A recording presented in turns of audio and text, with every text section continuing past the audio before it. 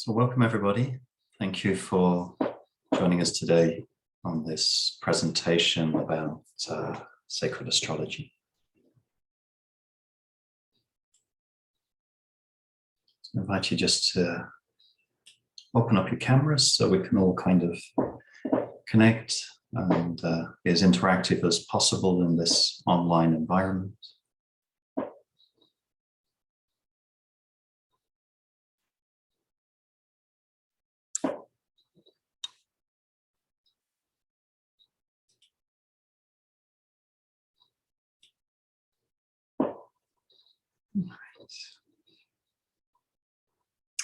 So let's make a start with today's session. We're going to just take a moment in the beginning just to kind of center, connect into our heart spaces, as fundamentally this is one of the purposes of working with astrology, is to get to know ourselves, get to know our essence and our energies. So I invite you all just to find a nice comfortable position with the spine straight and the eyes closed.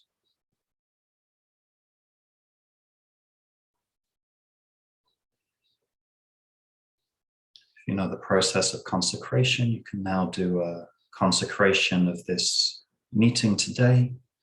Otherwise, just take these moments just to relax, focusing into your breathing, aiming to bring your awareness more and more into the center of the chest.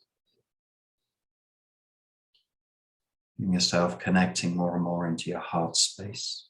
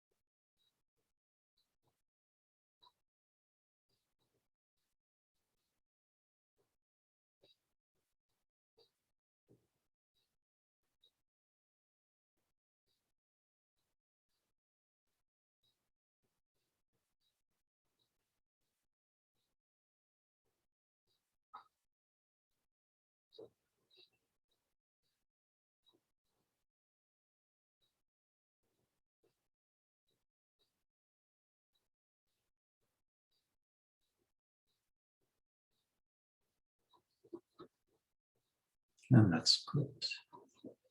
Open the eyes.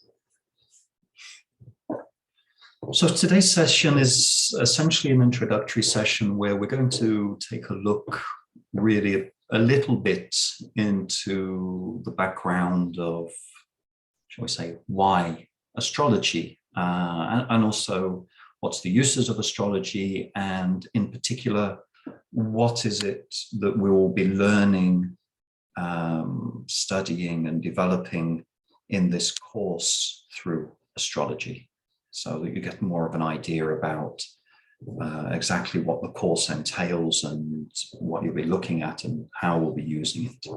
So astrology is a very interesting subject for me personally, at least. Probably like a lot of people in the West, when I first encountered astrology, I wasn't so convinced by it. Most of the introduction or connection I had with astrology was just the general stuff you find in magazines or newspapers, or kind of random things on websites that you are Aries, you are this, etc. But then when I started to practice more, like spiritual practice, so I started on a path of the practice and study of yoga and tantra, I started to discover also a new side to astrology, which was a more authentic approach to astrology that linked in, coincided with the teachings of yoga and tantra, which I've now been studying for 15 to 20 years, and practicing this in my life, and started to become aware that the actual astrology is full of a rich symbolism. It coincides very, very much with a lot of the things that were taught in Tantra, that were taught in yoga, that we see more and more so now put on social media about certain understandings of energies and things.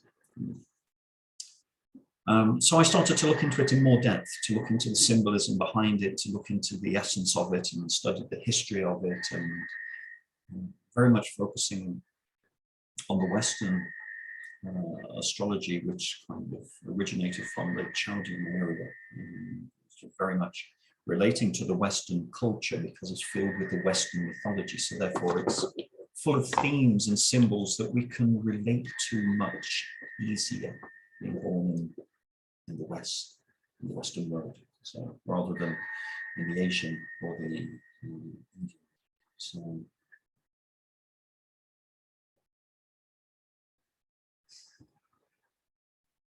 I'm hoping this sounds all right. If you're having some problems, do let me know. Yeah, there is this sound coming through sometimes, like I don't know how to describe it, but there's like a ring, but maybe it's only for me. I'm not sure. Like Sona, yeah. Okay. Don't really know what we can do with that at the moment. Let's hope it's stopped for now. Okay. Maybe it was It might be when someone joins or leaves. Is it that alert sound? I don't think so. So there was something humming in the background that seems to have gone quieter. So maybe that it was picking up that. So, okay, no worries. We will continue on, though, as long as it doesn't become too distracting. So what I started to observe through this deeper study into the philosophy of spirituality and the symbolism and mythology of humanity and various relationships of between spirituality, science, and philosophy, and actually started to study upon myself. This was the first thing. Any authentic spiritual practice is a study of self-knowledge. This is essentially why we do it, to know ourselves. And through our history, we've had this idea of, know thyself and thy shall be free, set yourself free. And this is the essential purpose of, as I said, any authentic spiritual path, yoga, tantra, but also what I discovered is that in astrology is actually giving us very, very clear indications towards our potential. And therefore, this whole idea of decoding the stars, of starting to understand that we were born, each of us, at a very specific moment that was relating to a very, very specific energetic conjunction, or we say alignment of the planets, alignment of the stars. And at that moment, what came into materialization was us, that moment of birth. So as we understand from a spiritual, philosophical, and even scientific perspective, everything that comes into manifestation is energy being condensed into the form of matter. So we're surrounded by energy. We have an energetic structure. Everything has an energetic structure that's moving and vibrating. We are interacting constantly with the outer environment of energy and movement. So when I started to look at this and apply it to myself, it started to make more sense. I started to become more self-aware of, let's say, my own patterns, my own mechanisms, my own skills, qualities, also my own defects, and started to make correlations to these in the astrological chart. And then over a period of time, studying this more and working with other people and working with the charts, you started to see how these patterns clearly related to the potential that a person was born with, and actually was giving very, very clear indications of, well, certain tendencies, certain desires, and even certain lessons that they needed to learn in life, which in itself is the process of self-knowledge. It's the process of personal development, spiritual growth and evolution. So if we consider what astrology is, then taking more a look at it, then okay, then why is it having an impact? What is having an impact on it? And can we really trust in it? If we look at it from that perspective, we'll start to understand that this astrology is this, it's a noun. It's the study of the movements of the positions of the celestial bodies in relationship to planet Earth, or actually more directly in relationship to us. So having an influence on the human affairs and the natural world. Now, this originates from two Greek words, astron, meaning star, logos, meaning word or speech, knowledge even. So astrology is therefore the one who speaks of the stars, or one who has knowledge of the stars. Now, in the beginning, astrology and astronomy were very, very closely linked and aligned. Astronomy is focusing purely upon the physical location of, shall we say, the celestial bodies. So this is, we see astronomy, the study of this. Astrology was wanting to know more about the knowledge, the speech of it. What was it communicating to us? So we started to look into this in more detail because we wanted to understand, as humans, we wanted to understand the nature of human existence. This understanding of the nature of human existence is one of the fundamental drives for human evolution, this kind of understanding of where did we come from, where are we going, who am I? These are kind of existential questions in our lives that we somehow seek answers to one way or another. And these answers were very much located in the stars. So these origins of astrology dated all the way back to the Mesopotamia, Babylonian times, and originated out of there, literally through this observation. It was an observational thing that the placements of certain celestial bodies at certain times caused or seemed to have an influence upon certain events of a global nature, and also even of individual nature. So now, as I say, science and spirituality has developed as there's been more kind of experiential expansion of this, especially in recent times, that we start to become more aware of how we are influenced by energy. We become more aware of energy. We still don't necessarily understand it in its fullness or its origins or why it affects us in such a way, but it does. So from the origins of this, you see, the simple thing is that we started to build the idea of what does it do. We started to do mapping.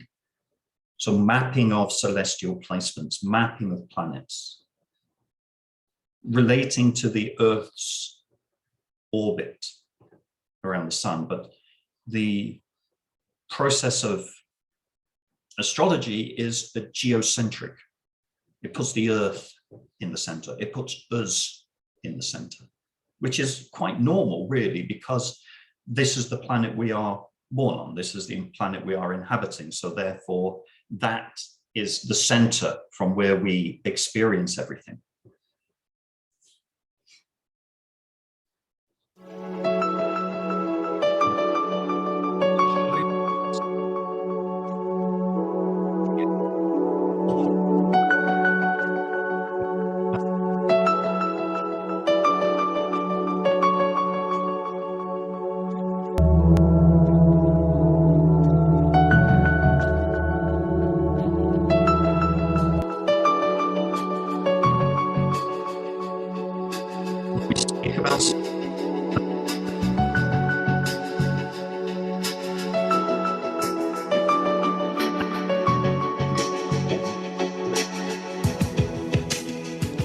observe that and what we have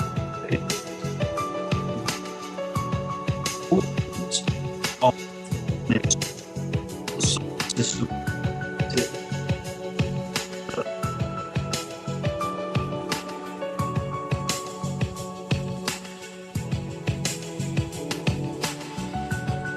Are you not hearing me at all?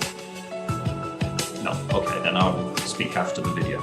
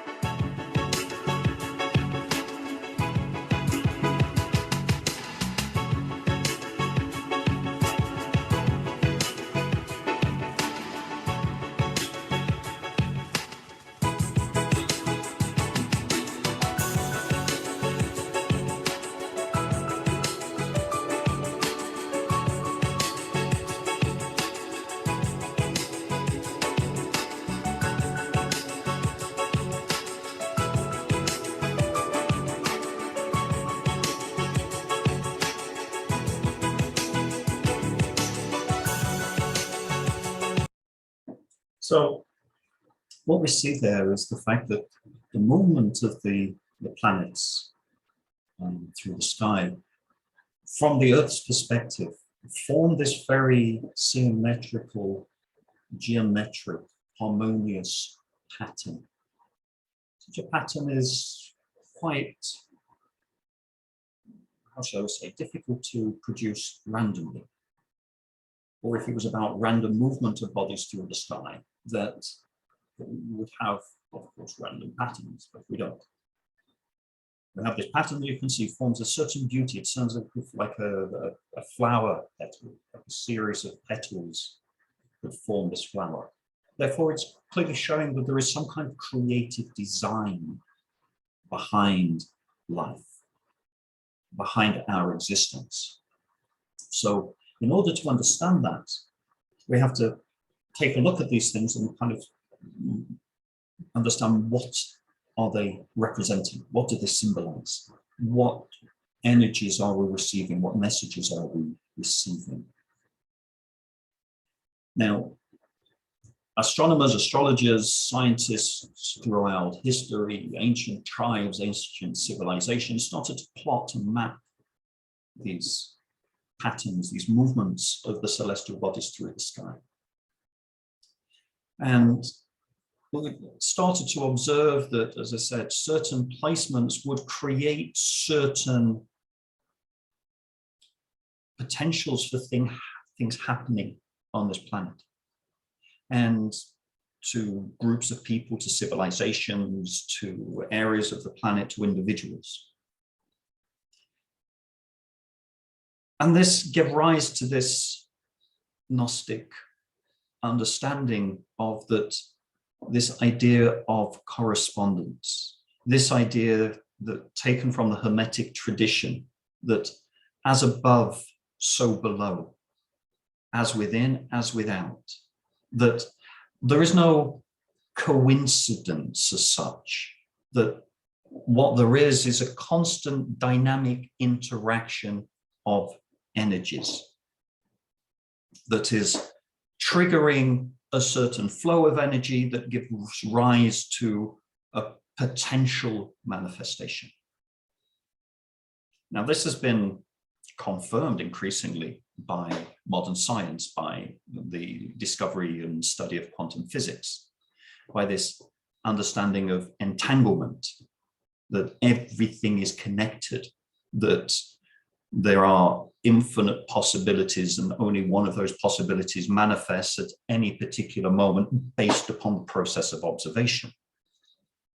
So in order to become more aware, to become more aware of ourselves, to become, shall we say, even more in control of our lives, we actually need to become observers of our lives. We need to become aware that actually our observations, our thoughts, our tendencies are what's creating our surrounding reality based upon the energies that are coming towards us and how we use them.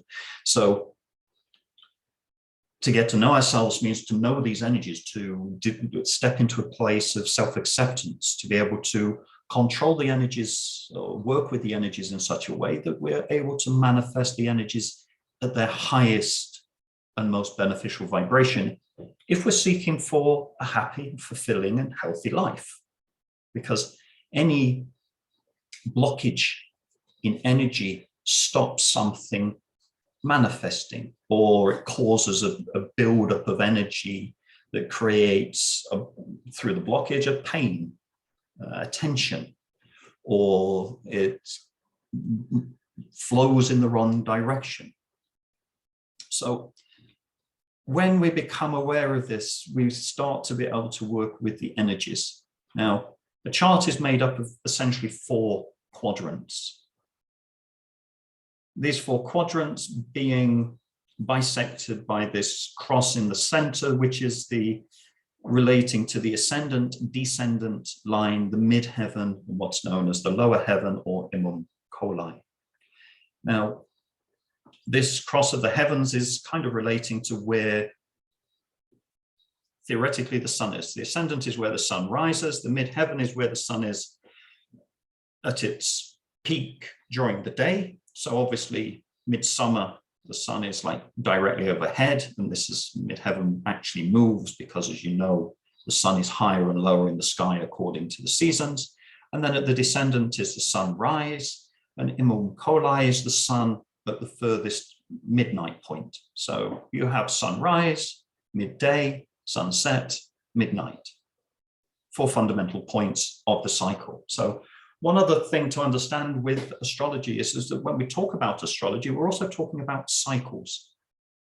Cycles and circles. Everything in our life is represented by a certain cycle. Our life itself is a cycle. We are born, we exist, we leave the physical body, we die. It's a cycle. Every day it's a cycle. As I said, the sunrise, sunset, day and night, everything is cycles. Everything that happens to us in life, every action, every thought, every emotion is based upon a cycle, having a certain rhythm, having a certain longevity. Every thought has a beginning, has a continuation, has an end. So when we started to look at this and plot these things onto the chart, we started to make this correlation. What is the ascendant? Well, the ascendant is when the sun comes back into the world. So your interaction with the world is associated with the ascendant, your person. The Imum Coli is associated with things of the past and of the family, of the heritage, of our lineage, of our tradition. The midheaven associated with our vocation, our mission in life. So our peak, like the sun is overhead, it's the peak. So what is the peak of our life? What is it we are striving towards? And the descendant is very much associated with the other. Descendant is about myself, the descendant is about the other, and the other is discovered through the couple relationship. And these give rise to these fundamental questions of life. This first question that we have, who am I? As we're kind of growing up and interacting with the world, we identify, if you ask somebody, who am I? Well, the response is normally I am Sven, let's say. Yeah, I am Sven Sanders. And then we start to tell people not who we are, but what we do or what we have.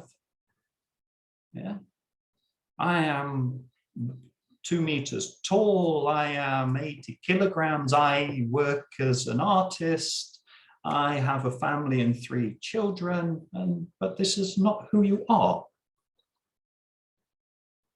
And a lot of the time we identify with this kind of exteriorization of life, with who we are, which is exactly what we identify with and what we do. The body, our story of life. So the deeper understanding of who am I? What is it? What are my motivations? What makes me tick? What are my needs? It's like that. Who am I? Because a lot of the time we are somebody that somebody else is telling us we should be. That our parents have told us to be, that schools have told us to be, that societies have told us to be. And sometimes we're comfortable in that. Sometimes we have some conflicts, inner conflicts with this. And actually those inner conflicts in a way are necessary, because that tension actually creates an energy that forces us to kind of look into that and go, but yeah, but what is it? Who am I? What do I want? That whole question, you know, and then but then where do I come from? My past life, my family, my childhood, all of those things, but even more than that, where do I come from? Where did I originate from? Where did this soul originate from? Is there more to this life than just this physical body? And then, of course, where am I going?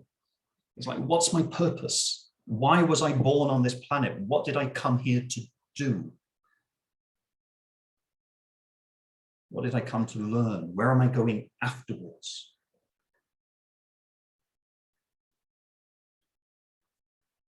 And then, because humanity is also built upon this premises of growth through collaboration, through unification, through the principle that where there's more people gathered together, then the power increases. Then the final question is with whom? Essentially, yeah, the beloved in life, but also with the people that you are able to relate to, that you feel share a certain affinity with you and what you want to learn and where you want to go in life. Now, we'll take questions also towards the end. So if you have questions, note them down. We'll do a question and answer session also at the end. Or alternatively, you can also write them in the chat. We'll come back to them also. So this is this premise of, shall we say, the psychological approach to astrology, to a process of self-knowledge, self-understanding. Actually, even in the 20th century, the famous psychologist Carl Gustav Jung was also using astrology. Every patient he had, he did an astrological chart for, because it allowed him to become aware of not what was going to happen with them necessarily, but of the potentials, of the trigger points that could manifest in life. So essentially, after we spent all this time plotting where things are in the sky, because we have those moving stars, those planets that move round and on the background of the constellation, we create something like this. This is an astrological chart, which some of you may be familiar with, some not. And this is just an example of a chart, a certain style of chart. And you can see on here, it starts to plot out the planets, the constellations, the houses, and the interactions between the planets, these colored lines in the center. So we're having the zodiac signs, we have the houses, and the planets, various astrological representations. So you see, simple astrology is not just enough to say that I am an Aries, this is my sun sign, this is when I was born. Of course, it has a certain importance, but our personality, our psyche is far more complex than that, because otherwise every Aries would be the same. Every Taurus would be the same. Every Gemini would be the same. Now, why we might notice some characteristic traits, fundamentally, they're not the same. They have unique characteristics which are formed by these other energetic patterns and placements that exist in the chart. So therefore, in order to get to know ourselves, we have to get to know our particular subtle anatomy, our energetic structure, which gives rise to the way we think, the way we feel, and various other parts of our psyche.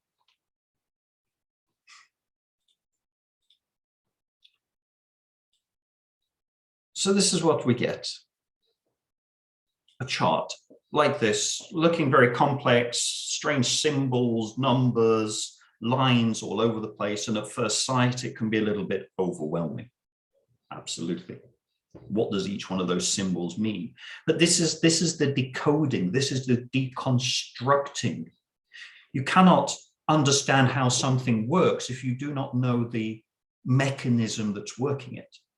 So therefore, you have to take it to pieces. You have to deconstruct it.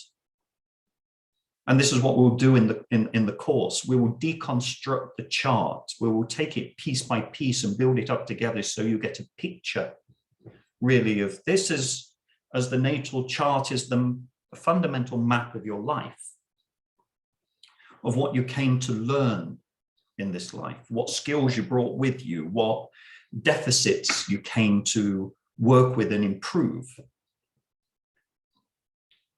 So all of these lessons for the evolution of the soul, and how we integrate all of that in this physical reality, in this physical world, how we learn to work with these lessons.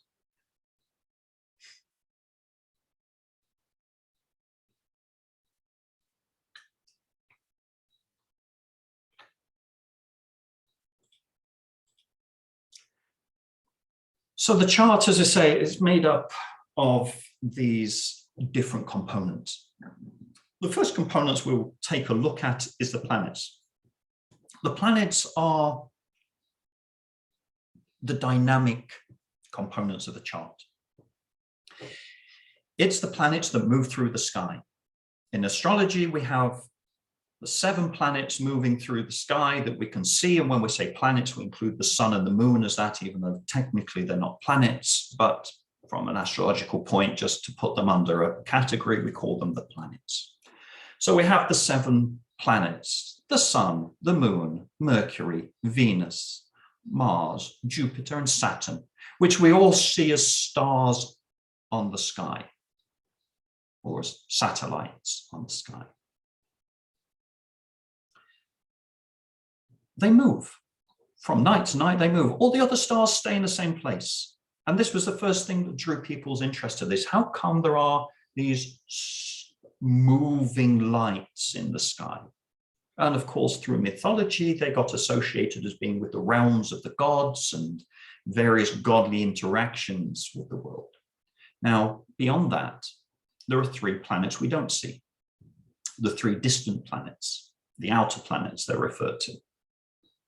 And those are slower moving and have more of a generational effect. So when we talk of personal astrology, the first 7 planets are the ones that really bring us the most interest. And these 7 planets also relate to archetypes. Because when we talk about symbolism, everything goes back to an essence, to an archetypal representation that's in manifestation. So you see that the sun is symbolically representing the father, the moon is representing the mother, Mercury relating to siblings, to brothers and sisters, Venus to female friends or to love interest, the Mars relating to male friends or the adversary, the enemy, Jupiter relating to the teacher, guide, and Saturn relating to the elders or the wisdom. So we all have those inside of us. We all have those. We all need those energies. They relate to various parts of our psyche. They also here relate to the planet relates to our perception of the corresponding archetype. So the placement of the sun in the chart gives an indication of the relationship we have with the father. And not just the father, but the sun's also a representation of the masculine archetype. So it also gives an indication of our relationship with the masculine energy, the moon with the feminine energy, also in particular in life with our mother. Mercury will give an indication of our general relationships with brothers and sisters. Venus with friends, female friends, lovers, what we're attracted to. Mars, again, male friends or even enemies. Jupiter, this search for a teacher, a guide, or a guru in life. And Saturn about the wisdom, the elders, the sages, where we can find the answers through wisdom. So all of those, well, also Saturn is authority. So also all of these give us indications of our relationship with all of those things. And you can see that if one of these planets has a good placement or a bad placement or a more challenging placement, let's say, then you will see it very clearly because of the dynamics of how your relationships are with these archetypes. With the mother, with the father, with the feminine, with the masculine, with the teacher, with the authority, with your brothers and sisters. Immediately you get an understanding that there's an energy blockage, there's something to work with. If there's no energy blockage, then everything flows freely, everything's good. And where it's good, it means it's already something we've learned. It flows freely. Where it doesn't flow so freely, it's blocked, it's constricted, it's showing something that needs to be unblocked, something that needs to be learned and developed. Now, also these 7 planets, when we relate to the psyche, are relating to how we perceive things. So relating to, shall we say, the emotional or the subtle energies.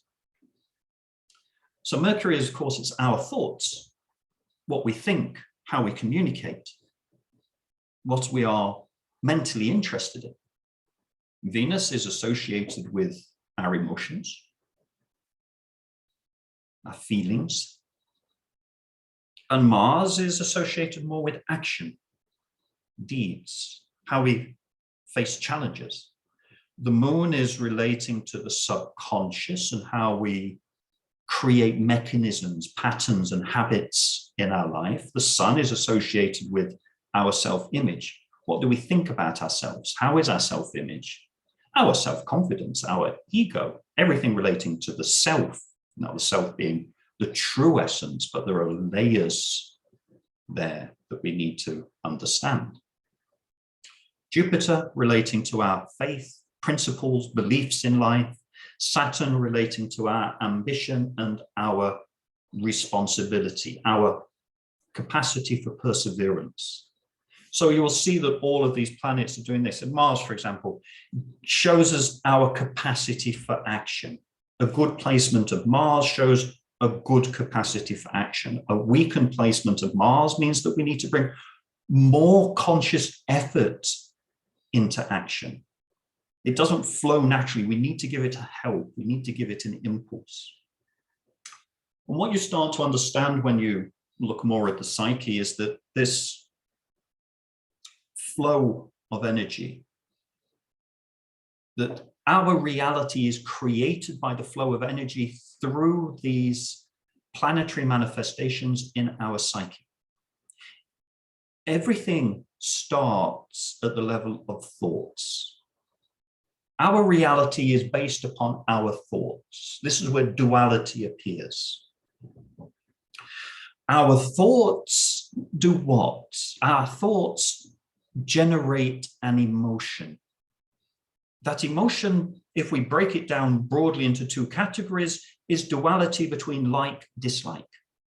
So a thought comes in. That thought is pleasing, that thought is displeasing, or the object of the thought is pleasing or displeasing. We have a thought, let's say we have a thought about chocolate cake. Chocolate cake gets categorized as nice, as pleasant. This creates an emotion. That emotion is, I like it, this is pleasant. So what do? The tendency is that we act. We act by being attracted towards something that's pleasant. So therefore, I like chocolate cake, so I'm going to get myself a chocolate cake now out the fridge. When we repeat that process, the thought comes, chocolate cake, I like chocolate cake, I'm going to get a chocolate cake. We create a habit.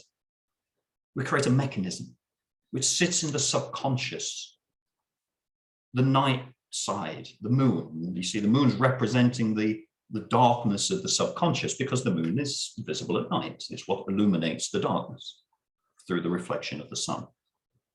So what happens then is we develop habits, we develop mechanisms that in time creates a self-image. I am Sven, I like chocolate cake. It becomes part of our story.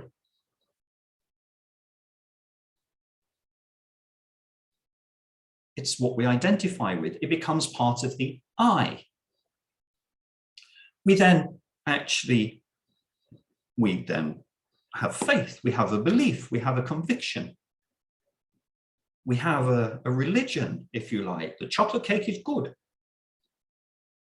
So if we develop fanaticism towards chocolate cake, and every time chocolate cake comes, we have the thought of chocolate cake and we have it a lot, and all we do is we end up eating chocolate cake, then what happens is we reach Saturn responsibility or karma. Because we have a thought, it's fueled by an emotion that creates an action, that forms a habit, that creates an identification of self-image, which forms a belief that leads to a karmic result. And of course, that karmic result of eating nothing other than chocolate cake is diabetes. Yeah.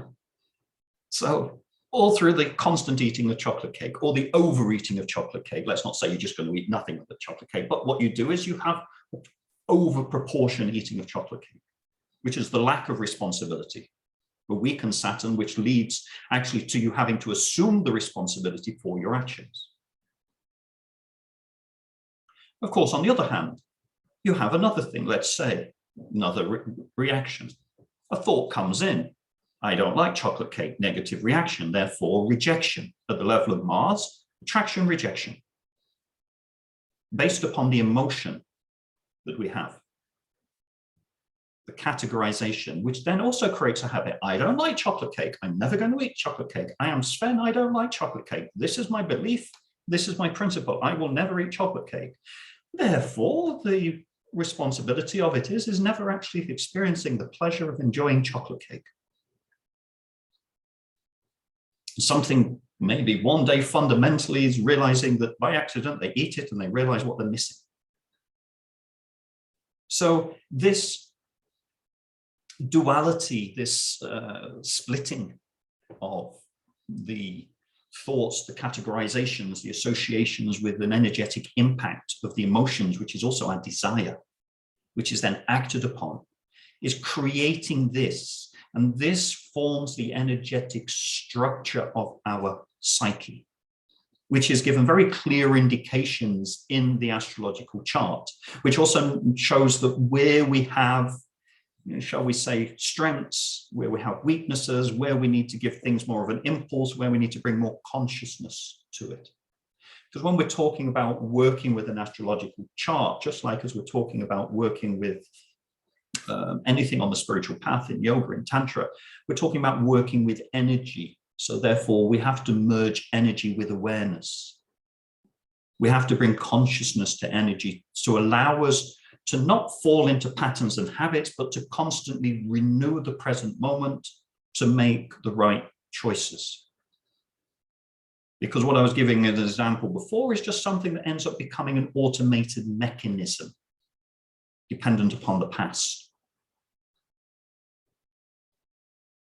And that, of course, creates all kinds of psychological patterns, or kind of, let's say, certain beliefs, certain convictions in life, which creates the framework actually of how we see the world. So by working with this from the astrological chart, we can start to transform not only the vision on ourselves, but also the vision on the world around us and also on other people. And by understanding this and what's at work, we start to see what's being influenced. When we talk with somebody, and we can see which planet is influencing them in a particular moment, which energy is influencing them in a particular moment. We become more aware and more understanding and able to embrace the world around us and other people around us by this understanding, which fundamentally starts from self-knowledge.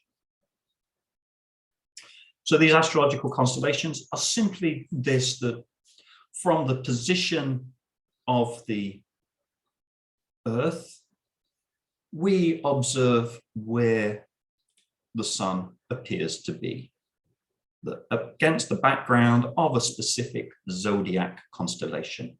And therefore, as the Earth is actually moving around the sun, apparently the sun is moving, but I assure you it's not, it's moving around the sun. Then from different places, you get different perspectives of what the sun is. And when it's here, then of course the sun appears to be in this constellation, and so on. And this is how we define the sun signs. The 12 zodiac signs, as hopefully maybe you're already aware of, are from Aries through to Pisces. So Aries, Taurus, Gemini, Cancer, Leo, Virgo, Libra, Scorpio, Sagittarius, Capricorn, Aquarius, and Pisces, the 12 zodiac signs. Now, there's a reason for 12. There's a reason for 12.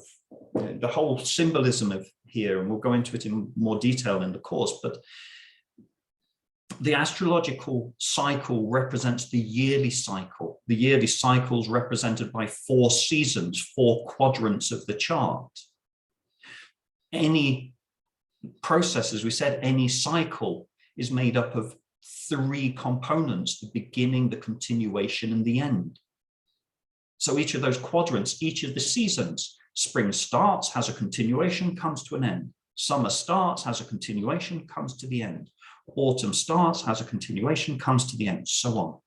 So therefore, each of these zodiac signs represents a certain specific energetic period, a certain energetic time of the year, a certain energetic manifestation, which is why also they were given certain symbolism to represent this. And we'll go into all the details of this during the course, because the actual understanding of astrology is much more simple than people think it is.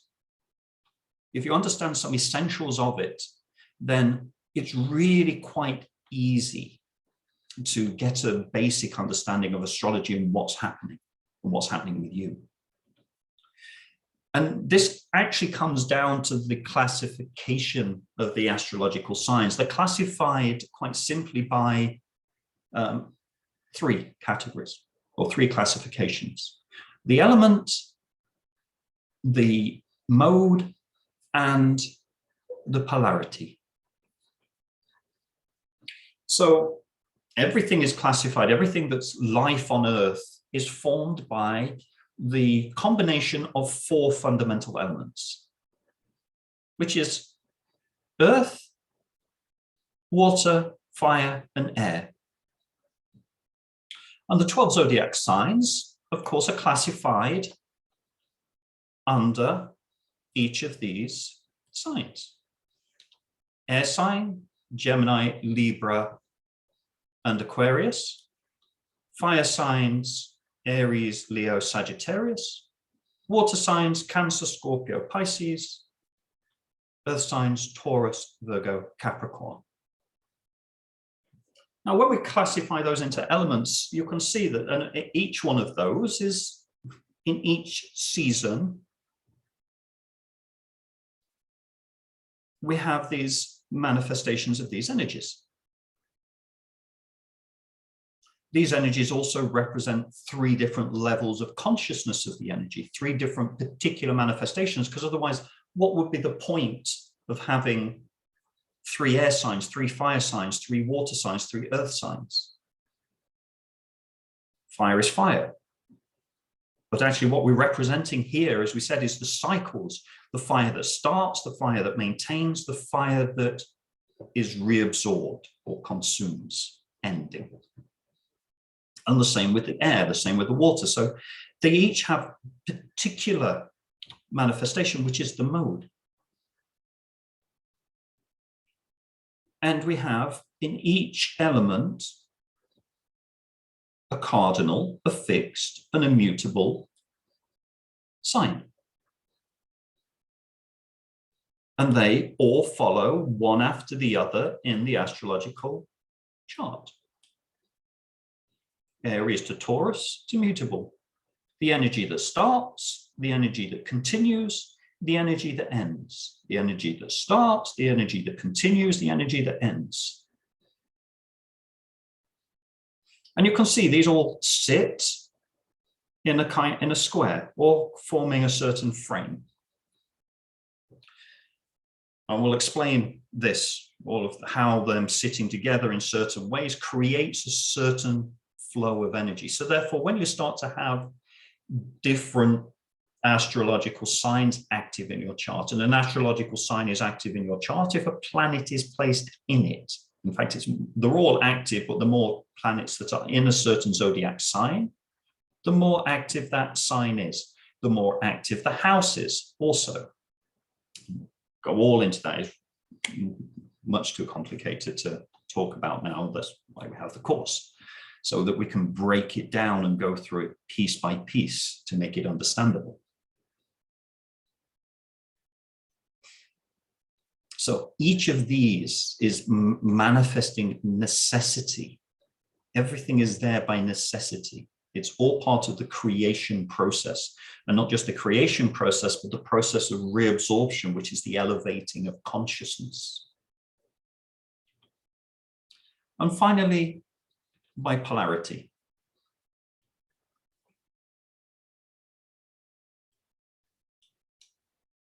So we have emissive or yang signs, receptive or yin signs. And you'll see that each one is governing. And you'll see that this polarity, this duality exists here at the level of manifestation, represented in this by the traditional manifestation. You'll see that the emissive signs are the fire and air. Fire and air is more intrinsically yang, more emissive, more extrovert, shall we say. So therefore, already you start to understand if someone has a preponderance of emissive or yang signs active in their chart, they're going to have a more extroverted tendency, generally speaking. And the opposite way around, the earth and water signs are more introverted, more receptive, more yin. So therefore, they will have a tendency to be more introverted. A lot of the times we have factors that give us a bit of everything. And this is why we have these, shall we say, complex characters. And we don't really understand ourselves because we have all of these tendencies, or a majority of these tendencies. And sometimes one is stronger and another time another one is stronger. Well, that knowledge of those energies is really learning to work with our own energy structure, knowing what's active, why is it active, what's it asking for, what does it need to learn, what's it trying to show us in that moment. And each of the signs traditionally has a governing planet. The sun governing Leo Cancer governing the moon. This is the fundamental pairing of the masculine and the feminine, represented by Shiva and Shakti in the tantric and yoga tradition. You see Gemini also. After this, Mercury and Venus, Mars, Jupiter are all responsible for governing 2 zodiac signs, governing the duality. So Mercury, the quality of analysis and the quality of synthesis. Virgo, analysis, Gemini, synthesis. So basically the plus and the minus, the yin and yang aspect of Mercury, the yin and yang aspect of Venus, represented by Taurus and Libra, the yin and yang aspect of Mars, represented by Scorpio and Aries, the yin and yang aspect of Jupiter, represented by Pisces, Sagittarius, and the yin and yang aspect of Saturn, represented by Capricorn and Aquarius. All of these start to show and tell us certain information, certain characteristics, that with some attentive and lucid analysis based upon our own direct observations of ourselves, relating it back to the chart, we start to understand why we are how we are, which of course, understanding how we are is leading us towards the ability to have self-acceptance, to have self-confidence, to have the capacity to transform something that we become aware of that's not beneficial, which ultimately is leading us towards a betterment and development and spiritual growth and evolution in life.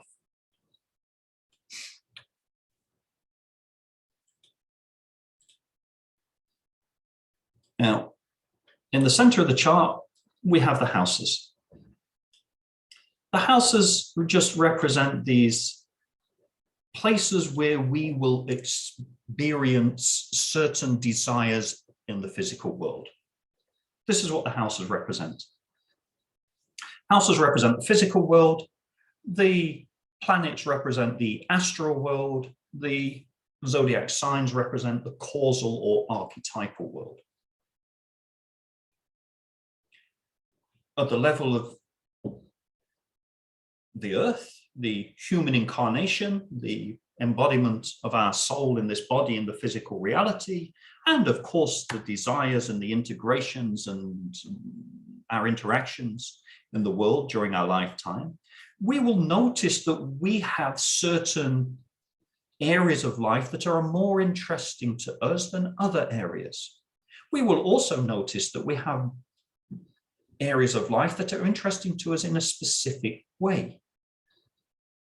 So the area of life will be relating to the 12 houses. It's the stage of life. The who is interested in that stage of life? Well, who is the planet?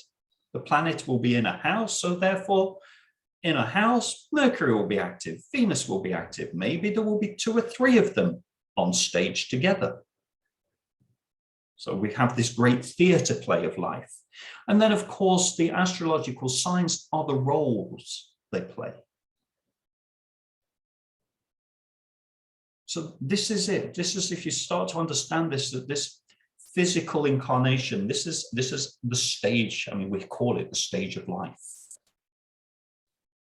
This is our stage. This is where we perform in this physical reality. And we're performing a role that's quite complex, made up of the interactions of the various energetic impulses of the planets in our being that play specific roles.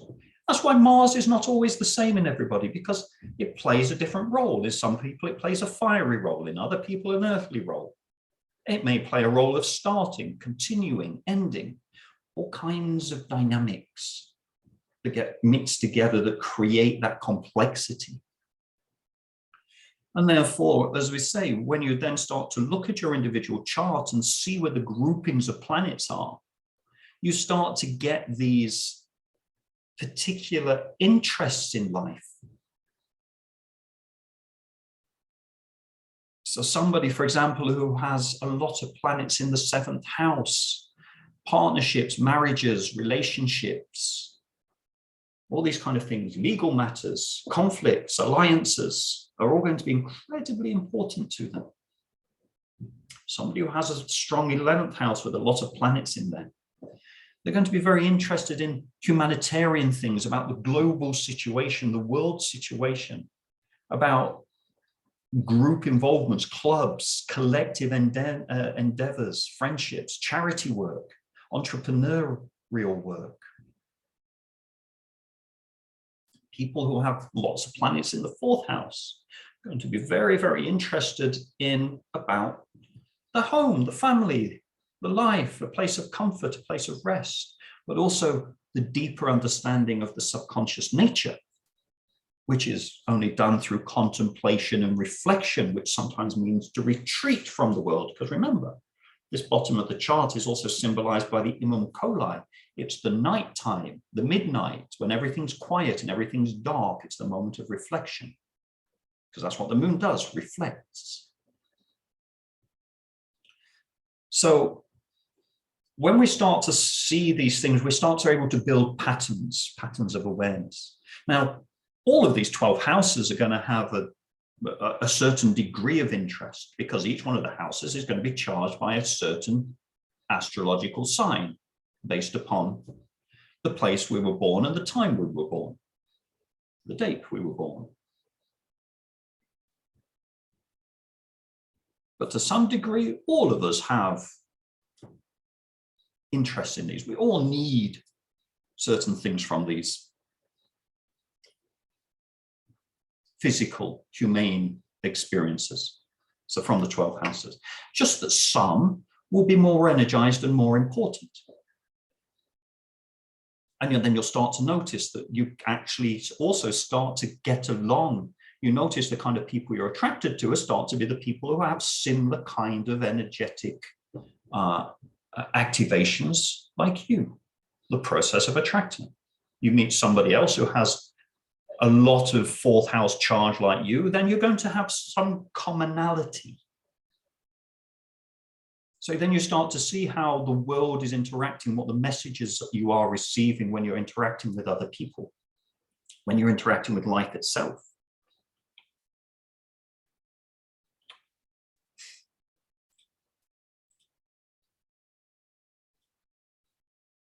So all of that goes to building that chart. And then finally, what you have is then you have these interactions, these lines of free-flowing energy, these lines of tension, that we could say that if the stage is the houses, the planets are the actors, the zodiac signs are the roles they play, then we could say that the aspects is the dialogue or the dynamics between the actors on the stage. And we know a good film, a good theatre play, there are some interactions of a friendly nature, harmonious nature. There's some interactions a little bit more tense and conflictual. Because you need that mixture, you need that potpourri to create a certain dynamic of movement. You need relaxation, you need tension. It's an understanding again of cycles. So very often people are looking at the charts and saying, it's like, but this is not good. It's not about that something's not good. It's just that some things need more work. In fact, there's more potential energy there where there's attention. There is more possibility for growth and transformation in many ways. But we'll talk all about that in more detail as we go through the course. So the course itself is going to do this. We're going to deconstruct the astrological signs one by one, the planets, the houses, and then the aspects, which will basically slowly build up with you the possibility to read your own chart. Of course, when you can start to read your own chart and understand it through the direct correlations of your own personal experience, you'll start to become more aware of the energy interactions with other people, maybe even seeing them without the need for the chart, but then also when you see them in the chart, things will also start to make more sense. And it's not that something is right or wrong, it's that something has to manifest in a particular structure. there is a specific need. Fire in an Mars in an earth sign has to manifest as Mars, but in a very earthy way. It can't pretend to be fire. So if somebody tries to force it to do it in a different way, it causes tension. But then also you have to also understand what's earth. How is it motivated? How can we get it to manifest in its most beneficial power? Because if we want to grow then and evolve, it's about manifesting the more conscious, beneficial elements of the planets, of the zodiac signs, of the houses. This is the growth, this is the evolution. And all of these components, all of these characteristics are working together to help us transform. So what we say in Sacred Astrology actually about the chart is that here is a potential for transformation. It's not that something is good. Often you say, this is good, this is bad. You know, Mars in this sign is good, Mars in this house is good, Mars in this house is bad, Mars in this sign is bad. The bad is just already a duality of understanding, which is, as we said from the psyche in the beginning, is already creating a certain inner resistance to work with something. But we were given this not by accident. We were given these lessons to learn because these are the lessons we are ready to learn, even when it's more challenging. More challenging means more transformation, means a greater potential for growth.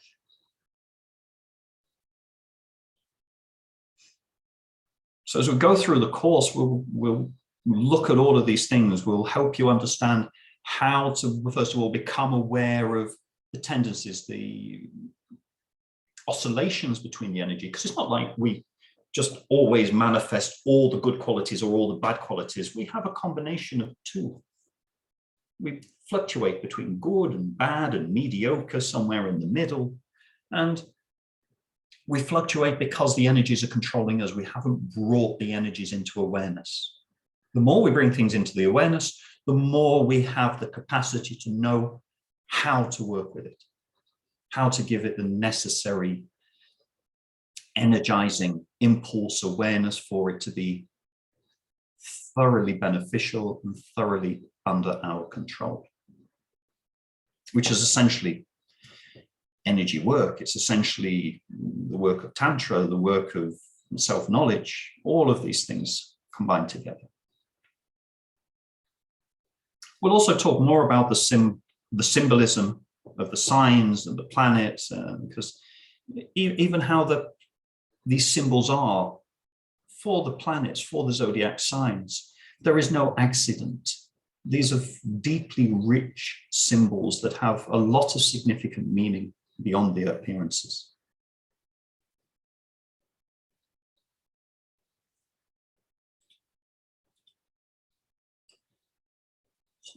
Okay, so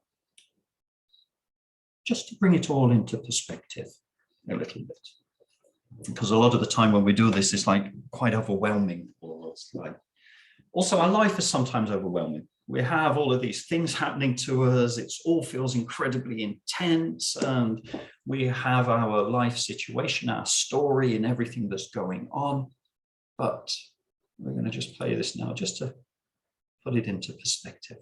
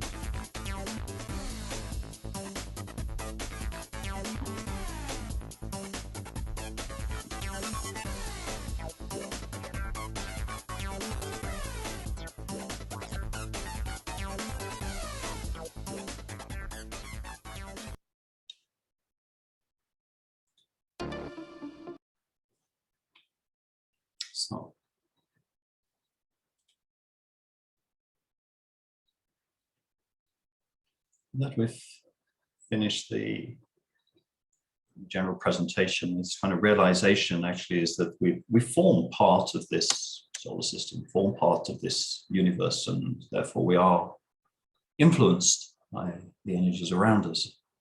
And learning to know more about those things, learning to know more about the chart,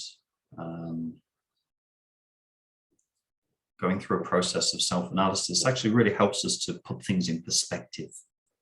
Because this is incredibly important in our life, to develop a certain inner freedom about actually the importance of our life, this egocentric idea of that we are the center of the universe sometimes, and how important we are and how important the earth is. And when we actually then start to relax into it more and allow ourselves to strip it back to actually realize how to work with these energies, then we really can bring ourselves into a deeper state of spiritual awakening. From the practice of Tantra and combined with astrology, it brought so many realizations of how to work with the energies, my own particular energy structures, and then also how to also work with others, which is very, very important when teaching or massaging or in relationships, for example, all kinds of things. During the course, we'll send you some worksheets. We'll also give you a copy of your own chart. So you'll have these electronically that you can print out to work with through the course. So it's a dynamic process of constant review, finding where things are, understanding what the keywords are, understanding what the symbolism is, and becoming more self-aware through that.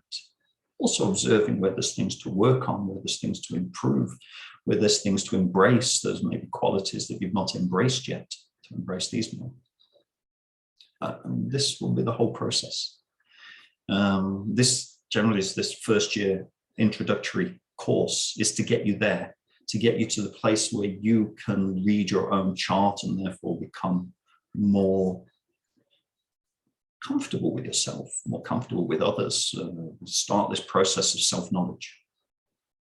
You can see actually, interestingly, this past 2 or 3 years with the whole coronavirus situation has pushed a lot of people into this reevaluation of life, reevaluation of purpose, of what are they doing with their lives. And the astrological chart, the natal chart, is the map that gives, shall we say, the underlying idea of why we were born. Of course, on top of that, we have yearly layers called the solar returns. If we have time, we'll also look at those because things continue to unfold, the planets continue to move.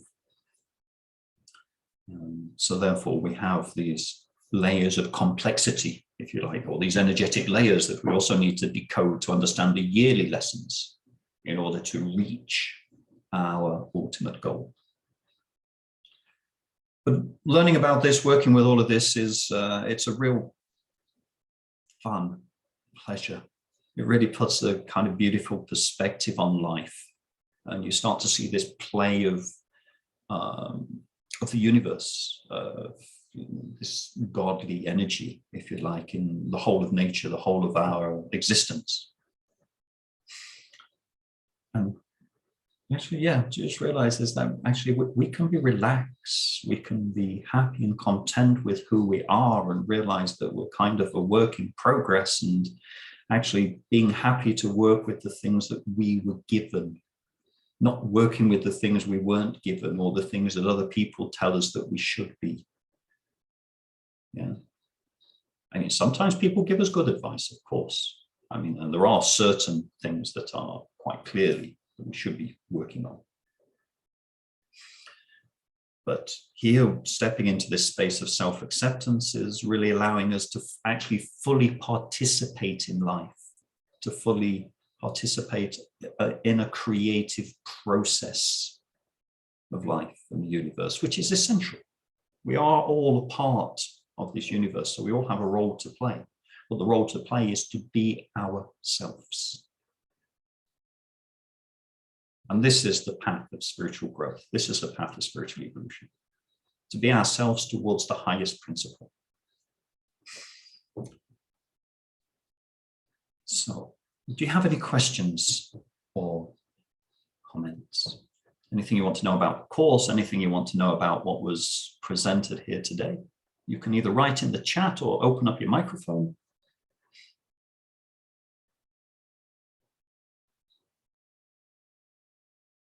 Hi, this is Sarah. My picture is not on, so I'm just a voice.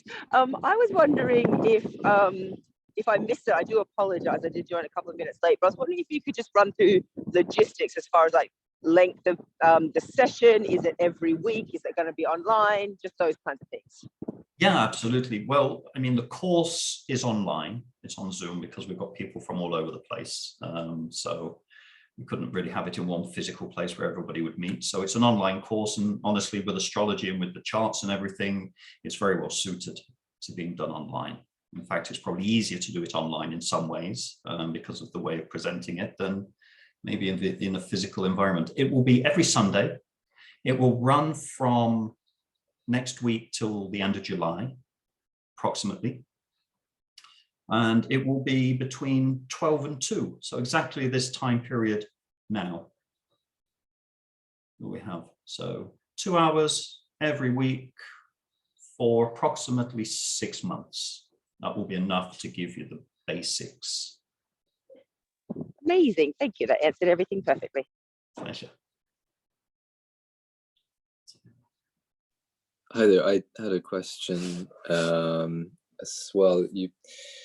If I was understanding correctly, I think you said that the astrological placements, like the planets and the combinations, the aspects and everything, they potentialize a certain energetic blueprint, I think. Yes. Yeah. You can call it a blueprint.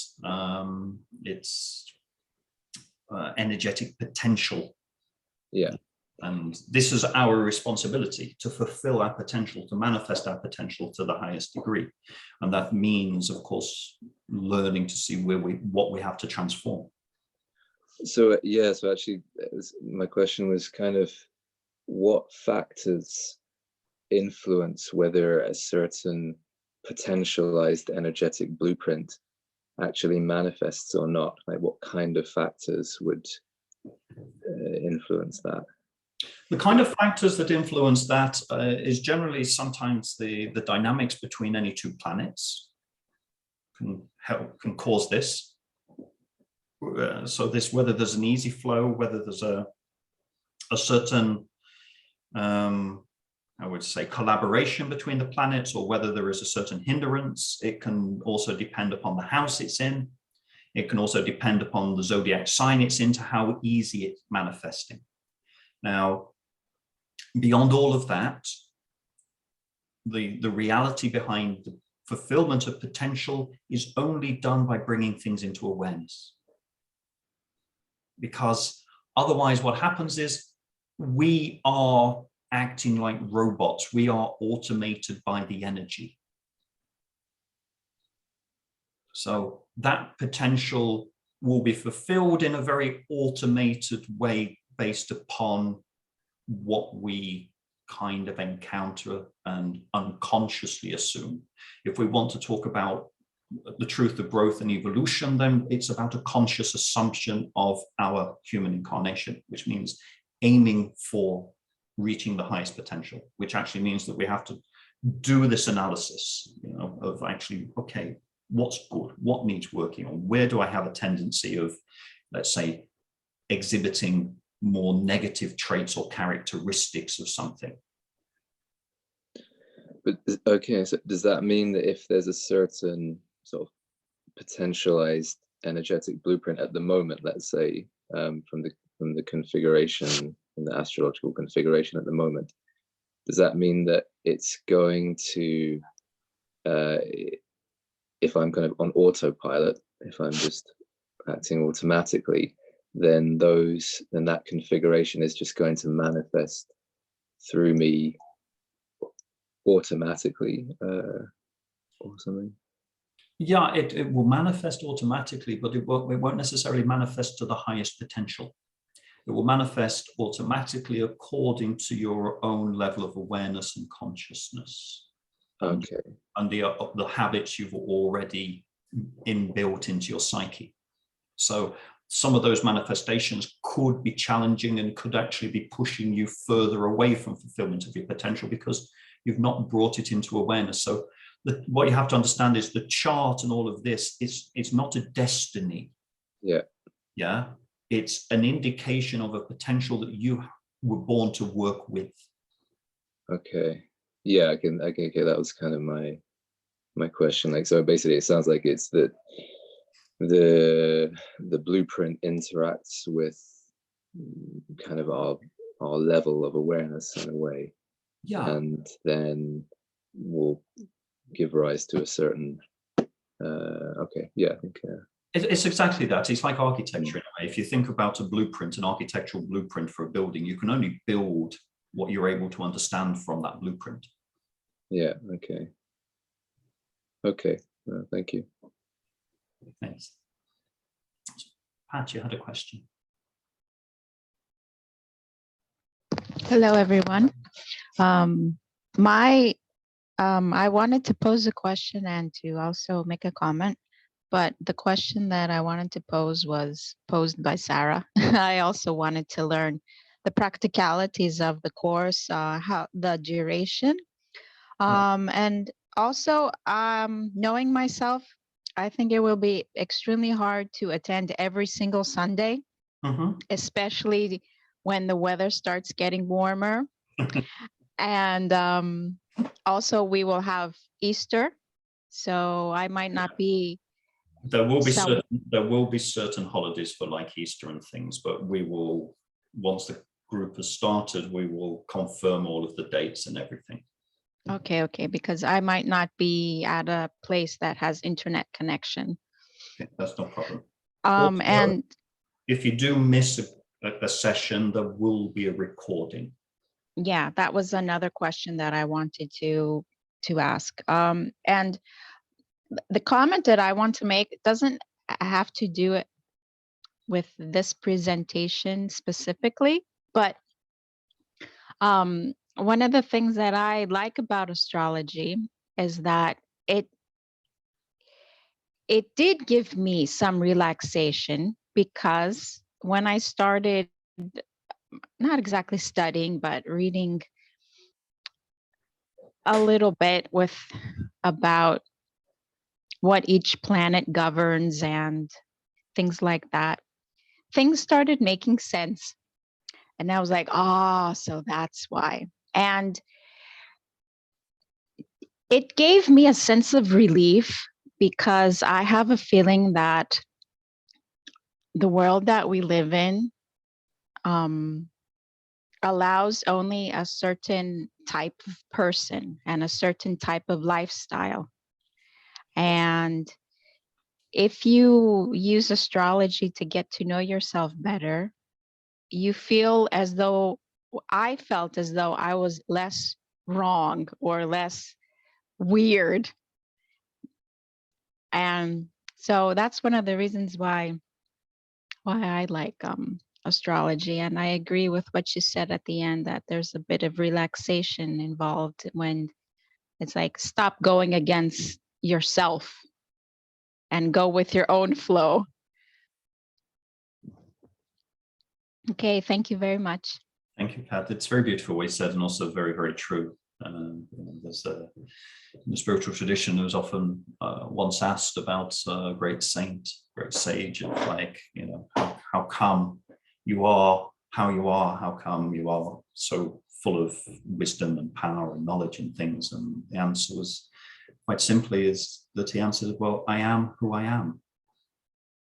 Yeah. Whereas you are not who you are. You're trying to be somebody else. And this is also this thing. And actually realizing that, that's one of the first fundamental realizations in the chart, is that realization, that self-acceptance, that it's okay to be like this. There might be some things in there you need to work on and refine to be, shall we say, more beneficial, more harmonious in your interactions with yourself and with other people. But actually, you also have a necessity for certain things that maybe other people don't have a necessity for, but it's not wrong. And actually, that understanding is actually what allows a much more harmonious human integration. It allows the place for everybody's uniqueness in life. And that's what we're seeking. Because it's that uniqueness that binds us together to create a coherent whole through this process of self-acceptance, being who we're meant to be. So, as we say, often finding our voice, singing in the song.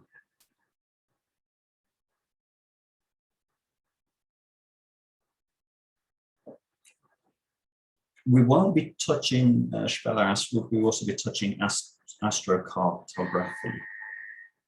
Not in this course, no, because that's a bit more advanced. We're taking this here very much from the basics of chart interpretation.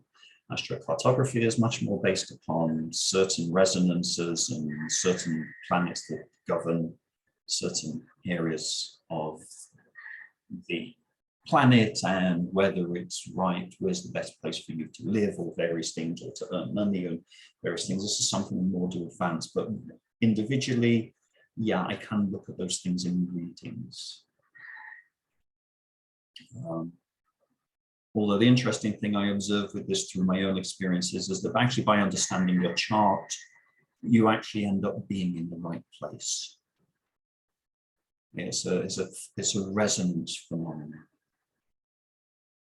Because once you start to understand yourself, you actually start to feel the energetic impulses that call you, or the synchronicities that appear in life that give you a certain direction.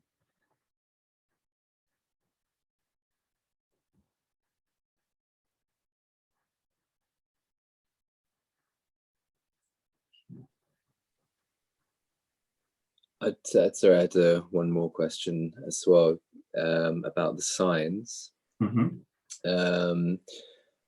So I think you said the planets, they represent the different parts of our psyche, and the 12 houses represent the different areas of our physical life experience. Mm-hmm. So I'm struggling to understand sort of practically what the 12 signs represent, like if the planets are energetic and archetypal manifestation. So essentially the role, if you think about this, the houses are the stage, the planets are the actors, and the astrological sign is the role that is played by the actor. Okay.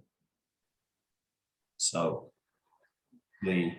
therefore it's the energetical and archetypal imprint. So Mars playing the role of Aries, will manifest in a very Aries way, very fire, very energetic, very dynamic, very cardinal, very impulsive.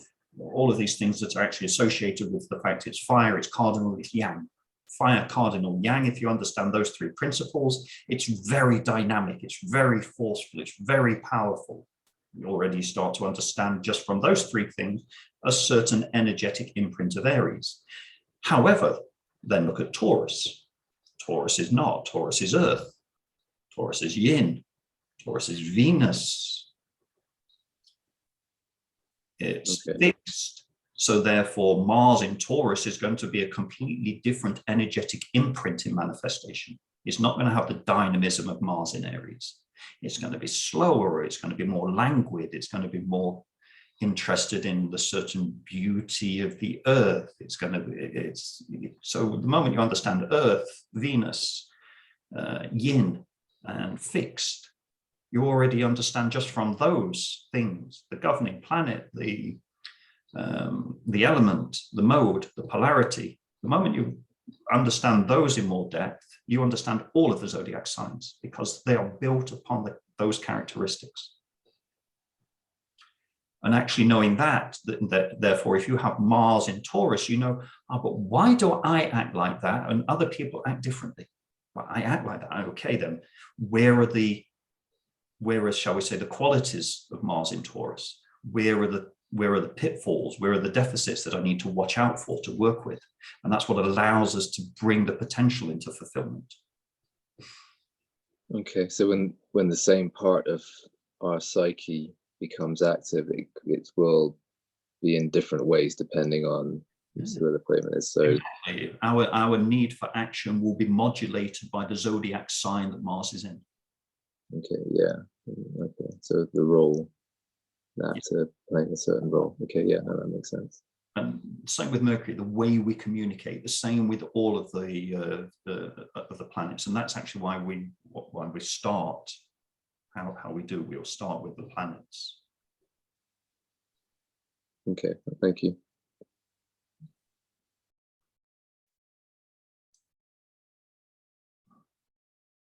Okay. Anybody have any more questions?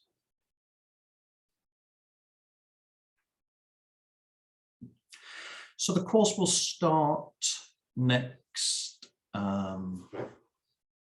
Sunday. It's kind of beneficial to be present in the class, just because the classes will be interactive, they'll be dynamic. Working in a group together also helps the understanding. Now, as I said, recordings will be available, and if you cannot always get to classes, that's fine, completely get it. Sometimes we have other things that come up. So the recordings will be available. If you are interested, you want to know more about the course, or you want to sign up for the course, then my email address is benedict@yoga-nsz.si. It's also in the chat. So you can write to me there. I can send you even more information if you want, and you can sign up for the course. The course costs €30 a month, or you can sign up for 3 months and it's €80. And with that, you'll also get a copy of your chart. You'll get access to all of the recordings. You'll get the worksheets. You'll also get various handouts that give you indications of the keywords and the symbolism of the planets, the astrological charts, the houses, everything that we go through. So you'll have a whole workbook that we'll build up together. And alongside that, you'll have the worksheet where you'll start to put onto that worksheets the deeper understandings of the planets and the houses and the signs, particular to you and your astrological chart. And that will be your process of developing your own self-knowledge through the charts and the lessons. And of course, being present in the classes, you can also ask questions. We'll also form a Telegram group. So we'll also have a Telegram group where we can also share and ask questions and other things that come up that we look at. And I think that's it, unless anybody has anything else.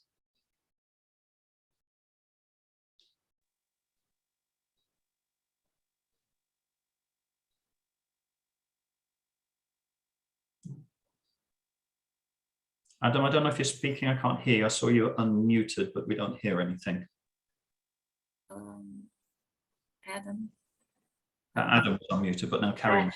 Okay, I have a question which I don't know how exactly to ask, but what is the chart you're using, like a whole sign, or how? We use, in Sacred Astrology, we use equal house chart.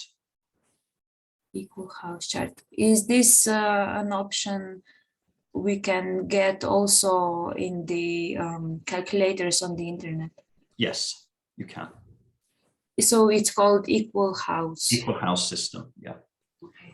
We work with the equal house system basically from 2 perspectives. The houses are equally important to all of us. It's not like the one area of life is more important.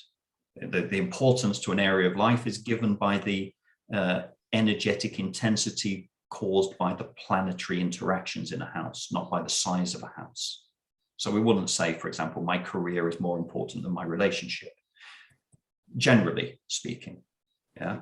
However, if we had that house energized more, then yes, we would say maybe that's more important, but generally that kind of thing. My past, my family, my creativity, my desire to help humanity, my search for knowledge, all of those things are part of our life. You can't say that they're more or less important. They are part of the life that form the human experience. Also, alongside of that, we have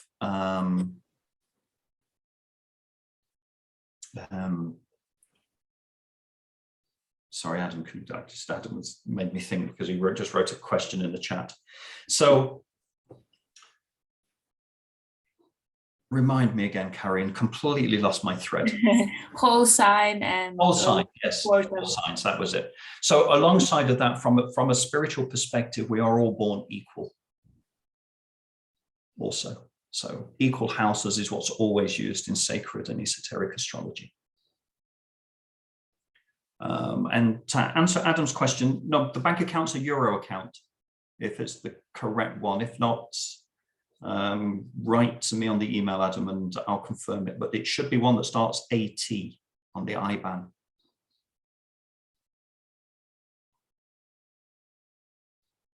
It's an Austrian account, so it should start AT on the IBAN.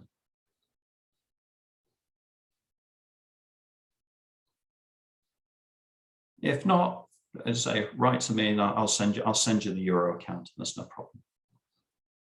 And the same for anybody else. If they think they have an account from me that's in pounds UK, then write to me and I'll make sure that they have the right euro account. Okay, so thank you very, very much for your time and your attention today.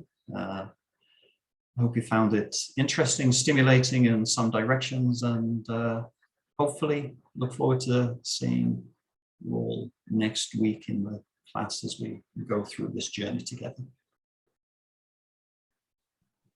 Thank you. See you. Bye. Thank you, everybody. Goodbye. Have a Goodbye. beautiful Sunday.